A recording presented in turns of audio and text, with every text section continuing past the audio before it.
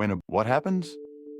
When a boy who barely survived 7 days on a mountain full of demons finally walks out alive, only to realize that his real journey is just beginning.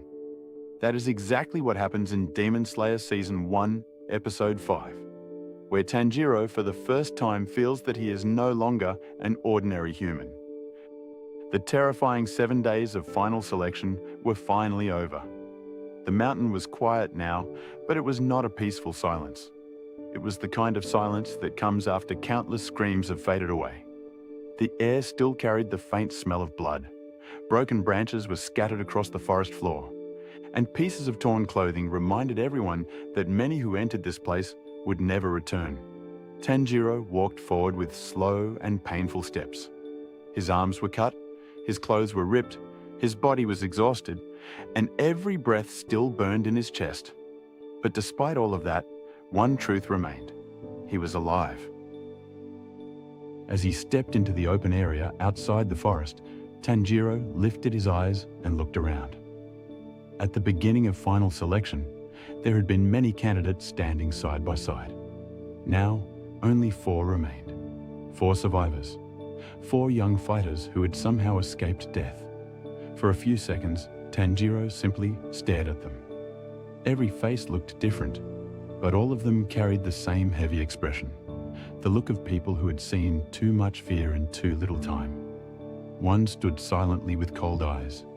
Another looked irritated, one kept glancing around nervously, and Tanjiro himself could only think one thing. So many people really died here. At that exact moment, the 2 mysterious little girls appeared once again. Their pale faces showed no emotion, just as coldly. From this day onward, you are recognized as members of the Demon Slayer Corps. For a brief second, Tanjiro did not know how to react. He had spent 7 days running, fighting, bleeding, and surviving. His mind had been so focused on staying alive that he had almost forgotten why he came here in the first place. Now, hearing those words, he slowly let out a long breath. Urokodaki's brutal training had not been meaningless. He had actually done it. But before the quiet moment could settle, one of the surviving boys suddenly exploded in anger. With bright yellow hair and an extremely loud voice, he pointed at the girls and shouted, "Is that it? We almost died for 7 days, and this is all you have to say? Where is my sword? Where is my reward?" Tanjiro turned his head and stared at him in confusion. They had just escaped a mountain filled with demons, and this guy was screaming louder than any monster they had faced. Tanjiro blinked slowly, almost wondering how someone this dramatic managed to survive. The 2 girls, however, showed no reaction at all. One of them calmly explained that each new demon slayer must choose a special mineral called Nichirin ore. This ore would be used to forge their personal demon slayer blade, the only kind of sword capable of properly beheading demons. Black stones were placed before the survivors. Tanjiro slowly bent down and picked one up. It felt rough and cold in his hand, but to him it was more than just a stone. It felt like the first real sign that his old life was over. Suddenly, loud cawing echoed from above. Tanjiro looked up. Several black crows circled in the sky before descending one by one. One of them flew directly onto Tanjiro's shoulder and screamed in his ear. Tanjiro jumped back in surprise. "Wait, what is this?" he asked, trying not to lose his balance. One of the girls explained that these were Kasugai crows. Each demon slayer receives one. They deliver missions, commands, and messages from the Corps. The crow cawed again loudly, almost as if introducing itself in the rudest way possible. Tanjiro stared at it awkwardly. After spending 7 days fighting flesh-eating demons, somehow a talking mission crow still felt bizarre. For a tiny moment, the tension in his face loosened, and he almost smiled. Meanwhile, the yellow-haired boy continued shouting at everyone around him, yelling at the girls, yelling at the crow, yelling at the entire world, as if the mountain itself had personally offended him. Tanjiro looked at him and quietly thought, if this guy fought demons half as much as he fights with his mouth, he must be unstoppable. Even in his exhausted condition, the thought almost made him laugh. With final selection complete, Tanjiro finally began the journey back to the house where everything had started. The road down the mountain looked exactly the same as before, yet every step felt different now. When he first climbed this path, he was afraid, uncertain and physically weak. Now he was wounded, tired and bruised. But there was something new inside him, a silent confidence. He had faced death directly and walked through it. After a long walk, Urokodaki's quiet home finally came into view. Tanjiro stopped in front of the door. For a second, he simply stood there. His heart was beating strangely fast. Would his master think he had done well? Had he truly become worthy? Was Nezuko still sleeping inside? The door slowly opened. Urokodaki stepped outside. For several seconds, neither of them said a word.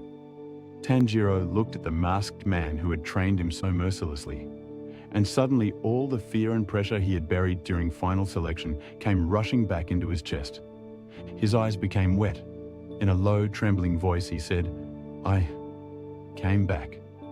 Though Urokodaki's face remained calm, there was unmistakable relief in his eyes. He gave a small nod and answered quietly, "Yes, you came back." That simple sentence hit Tanjiro harder than any praise could have. It was not loud celebration. It was not dramatic approval. But it was enough. In that moment, Tanjiro truly felt that he had accomplished something. Then a soft sound came from inside the house. Tanjiro turned. There, sitting quietly on the wooden floor, was Nezuko. Her eyes were open. Tanjiro froze. For a second, he could not even breathe. He rushed inside and dropped to his knees in front of her. "Nezuko, you're awake?" His voice shook with disbelief. Nezuko looked at him silently. She could not speak, but her eyes clearly recognized her brother. Relief, happiness, and exhaustion crashed into Tanjiro all at once. Tears spilled down his cheeks as he laughed and cried at the same time. "I made it back. I really made it back." This small, quiet reunion became more precious to him than surviving the mountain itself. Several days passed. Tanjiro's wounds slowly healed, and his body regained some strength. Then, one morning, loud, angry shouting came from outside the house. A wild-looking swordsmith stormed toward the door, yelling Tanjiro's name as if he had been personally betrayed. Tanjiro stepped outside in confusion, only for the man to thrust a sheathed sword toward him while complaining that he had been forced to wait too long. Tanjiro nervously accepted it. This was his Nichirin blade. He slowly pulled the sword from its sheath. Sunlight flashed along the metal. Everyone watched carefully. For a few moments, the blade gleamed silver. Then gradually, the color changed. Dark black.